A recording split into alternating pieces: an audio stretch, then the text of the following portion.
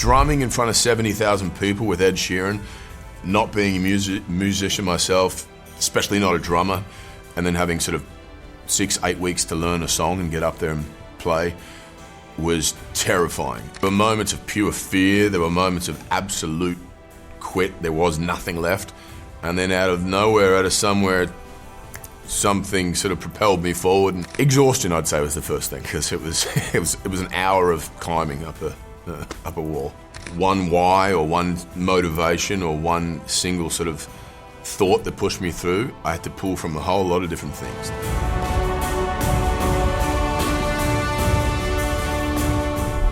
Hello, Krish. Hello. Hi. My first question, what makes you keep testing your limit so often? Well, I feel very fortunate to have been a part of this experience in this show that was constantly pulling me out of my comfort zone and forcing me to explore new spaces, not just within my sort of physical capabilities, but my emotional state. And there's a really kind of unique blend, I think, with what was put in front of me, which was this sort of the fusion of the sort of spiritual, the introspective, the existential, the physical, facing adversity, you know, and they were all based upon different areas that we wanted to explore in season 2 that we hadn't touched upon in season 1. But I guess I really enjoy the lesson that comes from it. You know, it's sort of the more difficult things we face that tend to be the most sort of provocative or the most profound, or the, you know, force us to ask bigger questions and give us larger answers. So I was up for the challenge in a way. I sort of had hesitation at first because, as all of us, the sort of, you know, the being wooed by comfort sounded very intriguing as well, and just not doing it and sitting on the couch and staying home. But I knew there was something else to dig into this space of health, wellness, and longevity, and it was a very special experience. Yeah. After all that hardship, when you stood on the top of that Alpine Dam, what was the thought that you had, or what is the feeling that you had? On the dam? Yeah. Pure exhaustion and sort of elation and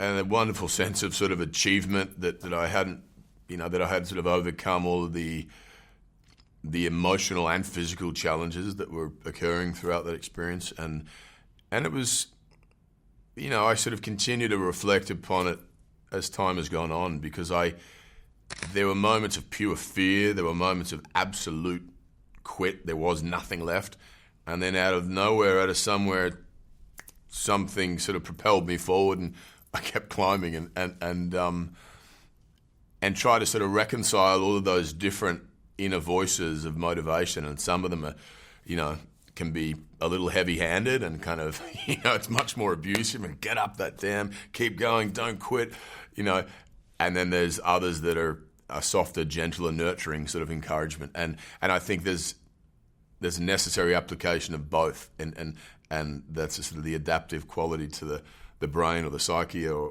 what have you, that you know, different tools in different moments of life, and so that afterward, that really sat with me. It wasn't like I had one why or one motivation or one single sort of thought that pushed me through. I had to pull from a whole lot of different things, and all of us do. You know, we have a toolbox that we're sort of gathering necessary tools to navigate our way through any sort of challenges. But exhaustion, I'd say, was the first thing, because it was an hour of climbing up a wall.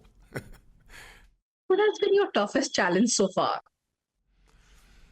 I would say, well, it's a very tricky one to answer, because that was probably the most challenging physically, was the climbing of the dam wall. It's 600 feet, I think, 200 meters.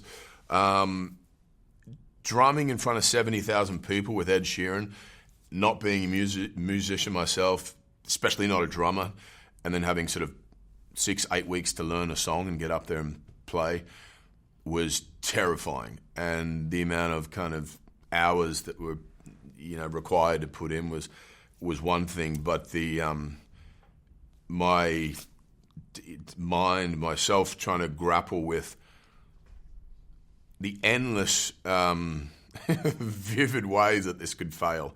You know, I thought, oh, if I'm out of time, the guitar, the keyboard, the bass, Ed Sheeran singing, all of it falls out of sync. The drums are the kind of, you know, the key that keeps everyone else in balance, in check.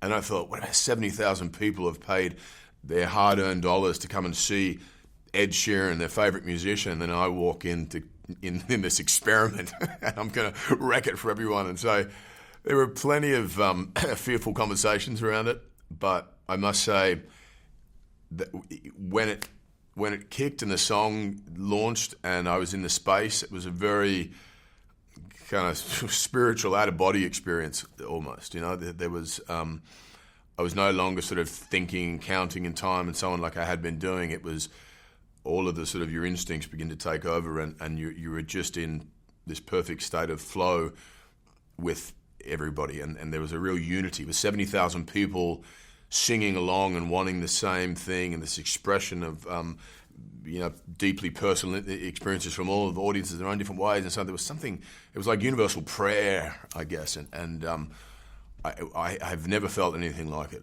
It was profound. Thank you, Alaka. Chatting with you. Have a lovely day. Thank you, you too.